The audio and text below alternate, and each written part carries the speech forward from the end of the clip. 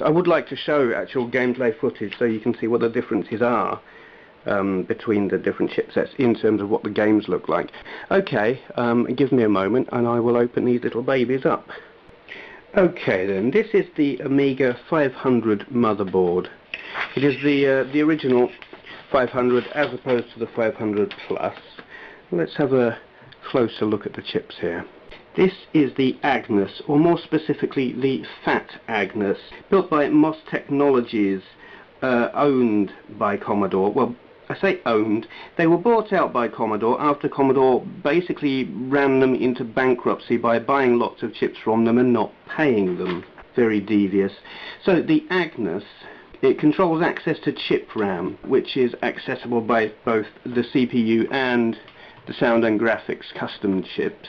It contains subcomponents called the blitter and the copper. The blitter is for graphics manipulation, shifting large chunks of graphical data around quickly, while the copper was used for color gradients like you'll see in some games. The original Agnes was able to address 512K of RAM, while later ones like this, the Fat Agnes, it was still 512K of chip RAM, which was accessible by the custom chips, but it could also address an extra 512K of what was called fast RAM.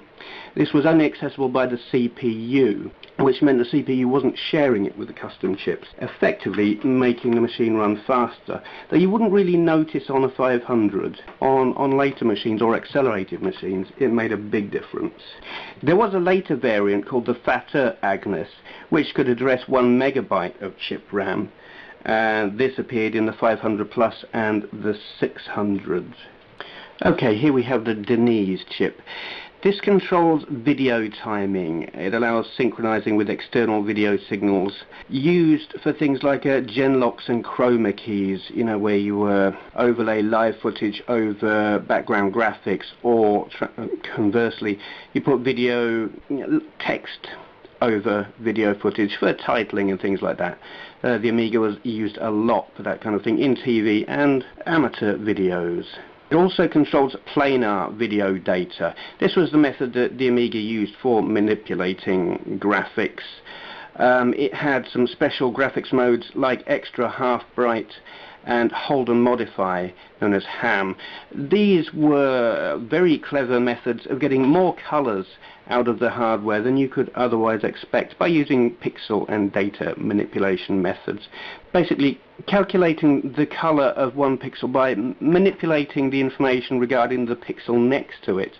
It did create some weird artifact, but it was effective. It was a good way of getting a lot of color out of a machine that originally wasn't intended to produce that many. Extra Half Bright would take a 32-bit color mode, and dimming down the colors could produce effectively 64 on-screen colors, while Hold and Modify could produce up to 4096 colors.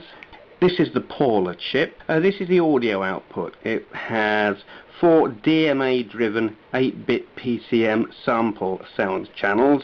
I won't go into too much detail of what that means, but basically, yeah, 8-bit audio samples. You've got 2 channels with left and right outputs. It would mix two audio channels into the left output, 2 into the right output.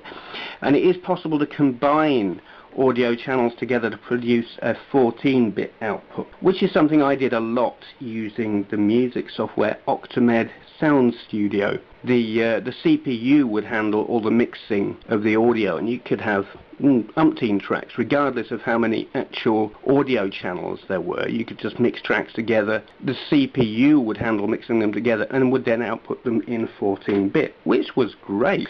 This is the Gary chip. This handles access to the data bus and the disk drive in earlier models, and then later in the 4000 it handles access to the IDE ports.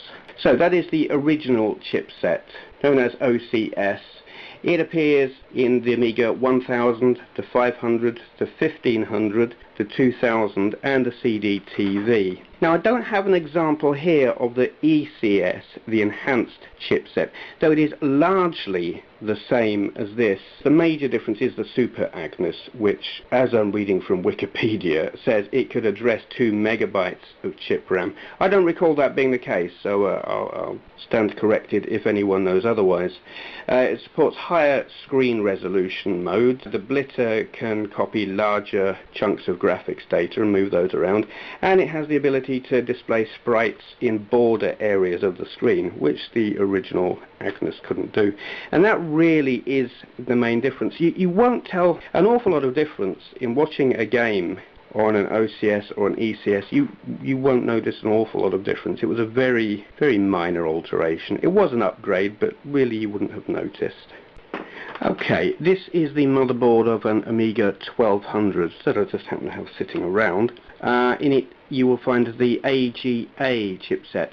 AGA standing for Advanced Graphics Architecture. In the US it was originally known as the AA chipset for Advanced Architecture, but the name was changed when it was released in Europe. So here we have the Alice chip. This replaces the Agnes from the earlier machines. It is improved to handle the full 32-bit data bus, where earlier Amigas were known as 16/32-bit. They had some 32-bit architecture, but the data bus was 16-bit. The Alice fixes that by having the full width data bus. It also doubles the bus's clock speed. This is the Lisa chip, which replaces the Denise in the earlier chipset. It has support for 8-bit planar data fetches. My god, that sounds nerdy.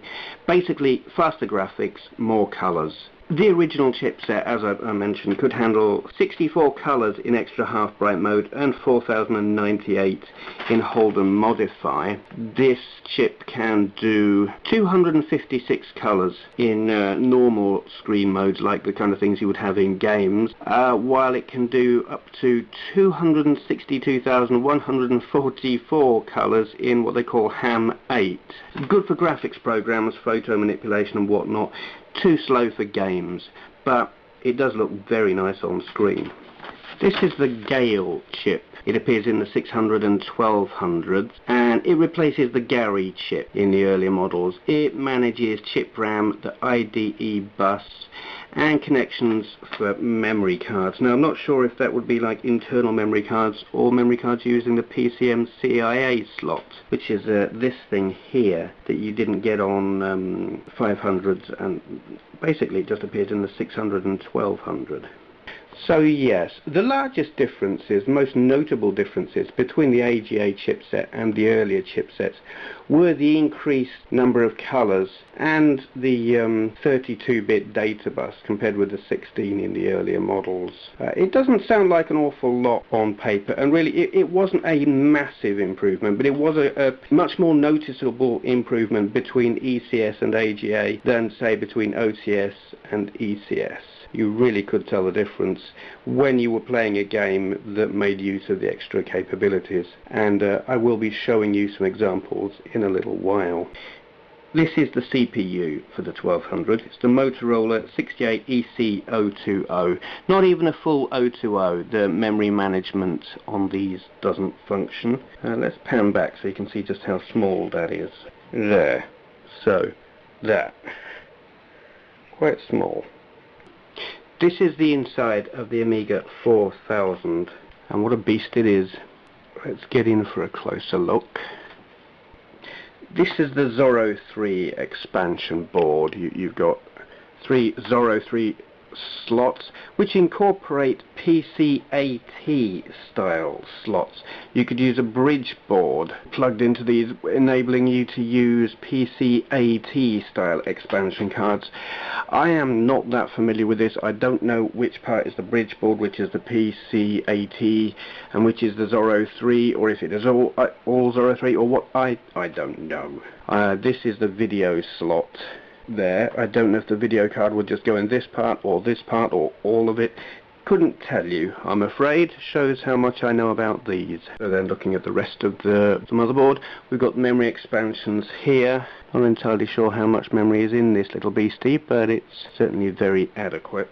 batteries for the battery backed up clock. This I think is modded. I don't think this is standard, but it certainly does the job. Got the Alice here, Lisa, Super Buster. Don't know anything about that. I'm sure someone can tell me. Looking around the back here, trying to get some light on it, you can see there's a socket there for a floating point unit. There isn't one fitted, obviously. And we've got the 68EC030, basically a 68030 without memory management, running at 25 megahertz. And we've got a Ramsey. Okay, the Ramsey manages fast RAM and generates addresses during DMA transfer, direct memory access transfer. Very nerdy. Yes, I'm not even going to try and go into more detail about that because I just don't know. Right at the back there, I don't know if you can see it, is a fat Gary, which, like the Gary in the 500 on the original chipset, gives access to the data bus and the disk drive, and in the 4000 it also controls the IDE ports. Okay, finally, without actually taking the whole thing apart, I want to show you the CPU in my 1200 tower. As we looked at the CPUs in the others, that there, this big beast, is the 68060 CPU made by Motorola. In terms of power, if a 1200 with the 68020 is the same power or same kind of capability as a PC with a 286, the 030 being about the same as a 386 and the 040 being the same as a 486, this is, in terms of ability, pretty much on a par with a 75 megahertz Pentium 1. Definitely very comparable. And it gets damned hot. There is no cooling, no heatsink, no fan. How it doesn't just blow itself up, I don't know. But I've had this thing for a long time, 15 years or so, 12, 15 years, and it's been ultra reliable. It is a wonderful thing, and could probably expect if I was to sell that on its own, just the accelerator board with nothing on it, on eBay I would expect that to sell for about £300. So the whole machine with all the expansions and everything, quite a bit. It's my baby. Okay, moving on. Alright, quick example of the kind of racing game you could expect on a ECS or OCS Amiga. This is obviously Jeff Craman's Formula 1 Grand Prix. You couldn't play it like this on a 500 or whatever because of the CPU I've got, but it shows the graphical capabilities of the chipset in terms of the amount of colours and detail and whatnot. You wouldn't get this frame rate, but everything else, yeah, this is OCS. Just have a quick blast. We won't spend a lot of time here because I am running out of time.